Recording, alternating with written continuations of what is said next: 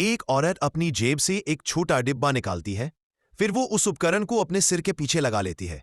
तुरंत उसकी आंखों के सामने एक हरी रेखा दिखाई देती है। अचानक वह एक साहसी फैसला लेती है।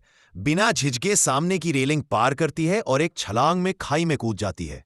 नीचे गिरते हुए वो जल्दी से एक ग्लाइडिंग पैराशूट तैयार करती है। जब तक सामने वाले को कुछ समझ आता, उसने पहले ही पैराशूट का पैक खोल लिया था। उड़ान के लिए पूरी तरह तैयार। वह जोर से पैराशूट का कपड़ा फैलाती है।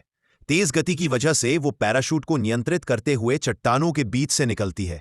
लेकिन जब वो उड़ान भरने ही वाली होती है, उसे पता चलता है कि रस्सियां आपस में उलझी हुई हैं। अगर पैराशूट पूरी तरह नहीं खुला तो उसकी जान को गंभीर खतरा हो सकता है। दिशा नियंत्रित करना मुश्किल होगा, पर अगर उसने उड़ान भरी तो ऊंचाई कम होगी।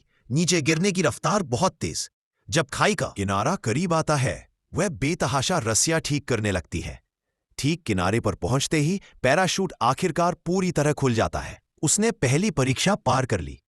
अब उसे किसी सुरक्षित जगह पर उतरना है। लेकिन इलाके का भूगोल बहुत जटिल है। ऊबड़ खाबड़ जमीन उसके ग्लाइडिंग कौशल की परीक्षा ले रही है। वह नेविगेशन के अनुसार रास्ता तय करती है और सीधे एक छत के ऊपर से उड़ जाती है। जैसे जैसे ऊंचाई कम होती जाती है, नीचे की बाधाएं बढ़ती जाती हैं। घने जंगल, तीखी चट्टानें और अचानक मोड़।